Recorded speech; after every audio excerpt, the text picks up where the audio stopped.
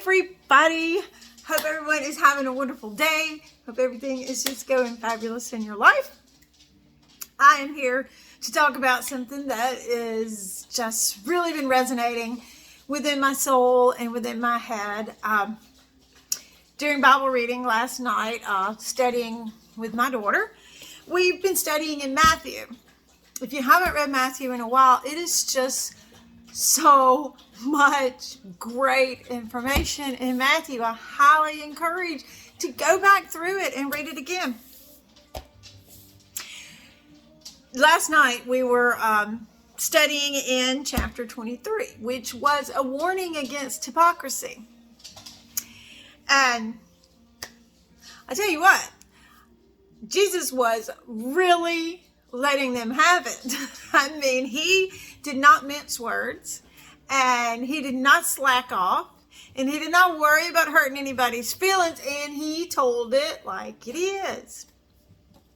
So I want to read a passage here that we were looking at last night. All right, like I said, we're in chapter 23. So we are going to go to, verse 23. That's convenient. Okay. Woe to you, teachers of the law and Pharisees, you hypocrites! You give a tenth of your spices, mint, dill, and cumin, but you have neglected the more important matters of the law, justice, mercy, and faithfulness. You should have practiced the latter without neglecting the former. So he's talking about these Pharisees that they're putting on a good show. They're giving the proper sacrifices. They're making all the proper donations. But they're not living out what they're teaching. They're not living out the things that matter. He goes on in verse 25, woe to you, teachers of the law and Pharisees, you hypocrites. Again, he just slams them. You clean the outside of the cup and dish, but inside they're full of greed and self-indulgence. Blind Pharisee. In verse 27, woe to you, teachers of the law and Pharisees, you hypocrites. Again, he literally just keeps nailing them with this. You are like whitewashed tombs, which look beautiful on the inside. Look beautiful on the outside, but on the inside are full of the bones of the dead and everything unclean. In the same way, on the outside, you appear to people as righteous, but on the inside, you are full of hypocrisy and wickedness.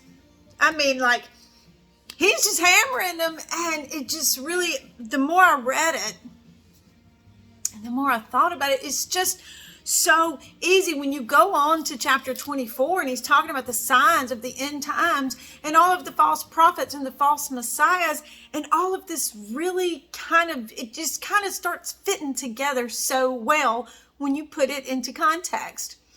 The Pharisees, at the beginning, he tells you, look, you can listen to what they're teaching because they're teaching from the Word of God, but don't do what they're doing. You can hear what they're saying, but don't do what they're doing. Why? Because they weren't practicing what they preach. You've heard the old saying so many times that sometimes we just gloss over it like it's nothing. But how important it is not to be a hypocrite. How important. Jesus was, he's angry when he's talking. You can feel the intenseness in these verses. He is serious about this. He is very strong about this. Do not be a hypocrite, and the penalties for being a hypocrite.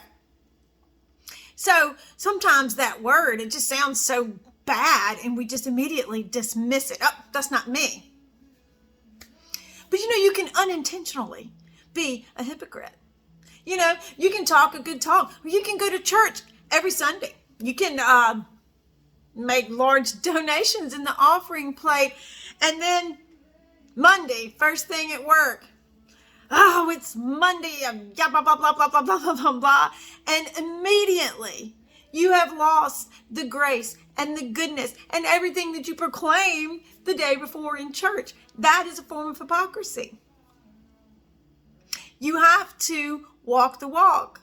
You have to practice what you preach. Hypocrisy comes in so many different forms, and yet sometimes we fail to recognize it. We gloss over the things that we don't want to see about ourselves, and we all do it. This is not something that only happens to a few people. We all do it from time to time, myself included. It's not an intentional thought of, hey, I'm going to be a hypocrite, but you just accidentally let something come in and you're talking all this, and then something comes in that causes you to have bad thoughts, bad feelings, bad words, to have a bad attitude and not do what you're talking about and what you're teaching. Sounds redundant. It sounds like I've heard this so many times. Okay. But if you will go and read the intensity of Jesus talking in Matthew, it's like it takes on a whole new meaning when you just stop verse by verse and really absorb it. It takes on a new meaning because he is just so serious when he is talking about this. He goes on in verse 33 to call them, you snakes, you brood of vipers, how will you escape being condemned to hell? These are powerful, powerful words. And 29, woe to you teachers of the law and Pharisees, you hypocrites. He just goes on and on with it. So that lets me know that we really, really need to look within. We need to look at ourselves and look at what we're doing and how we're acting and how we're behaving. Posting a meme about Christianity and cussing your brother out the next moment. Definition of hypocrisy. All of these things, showing anger and hatred and resentment towards people. We live in a day where it's everywhere. Everybody who doesn't believe like you believe or see things the way you see automatically gets slammed with anger and bitterness and resentment, and we are surrounded by it. And so because we're surrounded by it, it becomes easy to allow that into our lives and to allow ourselves to start acting in that manner. But all of that is hypocrisy. And all of that is what Jesus is warning them about. If you look at this chapter, it is all in red. This is Jesus speaking. This is not someone else. This is Jesus talking, and he's saying, don't do it. So, just wanted to share that with you while it was on my mind. I want so much to be able to be a disciple for Christ. I want to be more Christ-like. I want to follow in the ways that I'm supposed to follow. And therefore, I am continuously working on myself. There is no shame in that. There is nothing wrong with realizing things and saying, hey, God, I have failed because I am human and I make mistakes. And I am surrounded by all of this stuff around me. And sometimes I get caught up in it, but I'm sorry. And I want to do better. I have a prayer every morning for God to help me do better. We are all human. We all sin. We're all going to mess up. But just ask for God's help. Ask for his strength. And I promise you, he will come swooping in. He will help you. He does fill you with this incredible peace and joy and happiness when you follow his commands. So jump in there, go pick up Matthew, and just have another little look-see for yourself, and you'll see exactly what I'm talking about.